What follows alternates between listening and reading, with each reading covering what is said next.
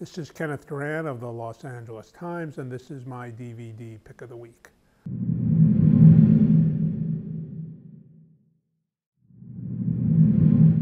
This week, I'm going to highlight two films from one of the great eras of black and white cinematography, 1940s Hollywood. There were some beautiful films made during this period, some significant ones, and two of them are now out on new DVD editions.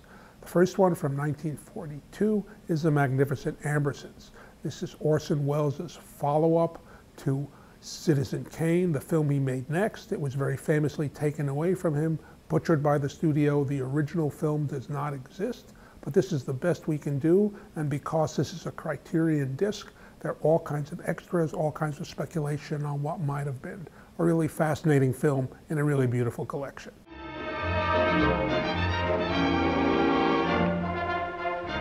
What are you studying in school? I beg your pardon? What are you studying in school? College. College. Oh, lots of useless guff. Why don't you study some useful guff? What do you mean useful? Something you'd use later in your business or profession. I don't intend to go into any business or profession. No? No. Why not? Well, just look at them. That's a fine career for a man, isn't it? Lawyers, bankers, politicians. What do they ever get out of life, I'd like to know? What do they know about real things? Where do they ever get? What do you want to be? A yachtsman.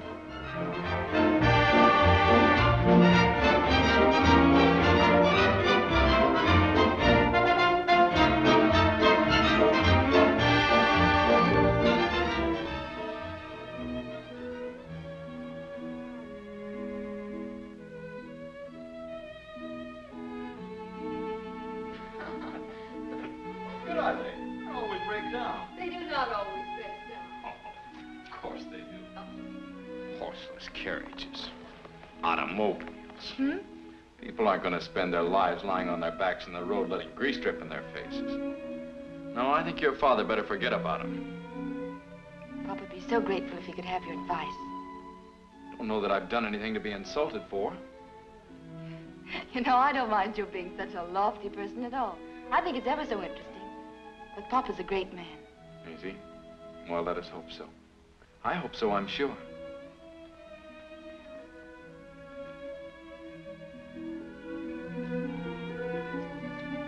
How lovely your mother is. I think she is.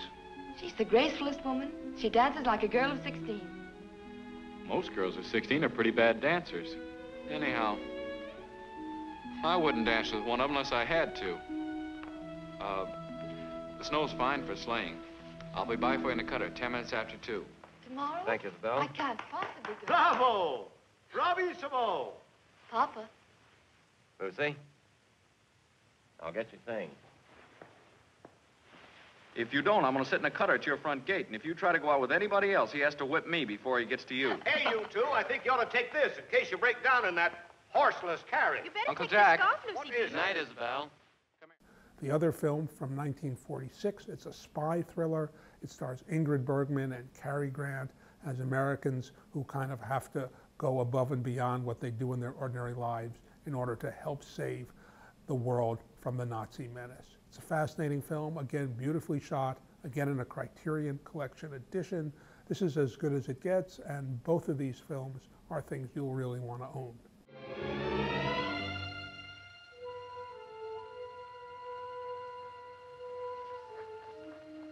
I'm surprised at Mr. Devlin coming tonight. I don't blame anyone for being in love with the darling. I just hope that nothing will happen to give him any false impression. I'll be within a minute.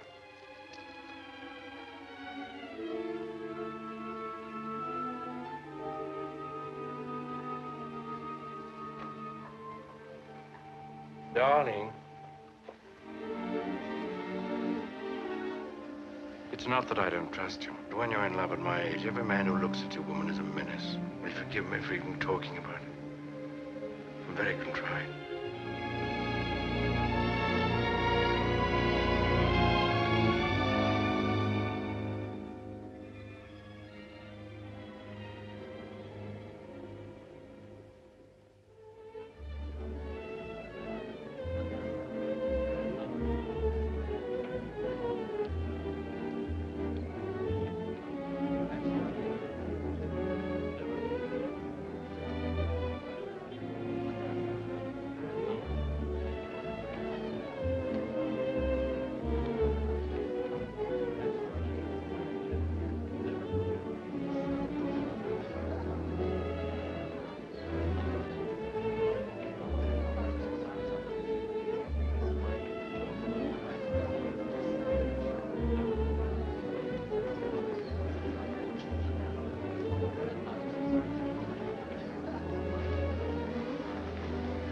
I think we might join the rest of the party now.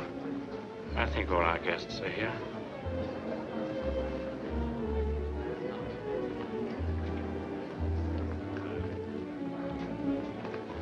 Recognize my Madam Sebastian. I'm not going. Thanks.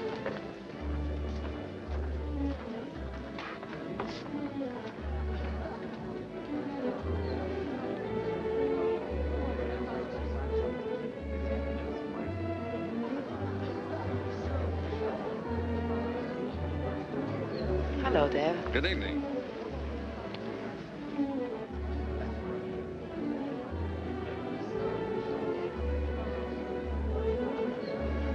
You haven't seen the house, have you? Oh, it's quite a jolly little cottage. Let me show you around the place. Later, his nips is on the trail. Devlin? Good evening. Glad to see you. It's kind of your bride to invite me. We both invite you, Mr. Devlin. You'll see that our guest is fed, my dear, and amused. You know what... Oh, excuse me. Madam Esterick, I'm so glad to see you. This isn't going to be easy. Why? He's quite sensitive about you. He's going to watch us like a hawk. Yes, he's rather jealous of anyone. Where'd you get the key off his chain? Yes. Let's hope the liquor doesn't run out and start him down the cellar for more. Oh, I hadn't thought about that. Quite a point.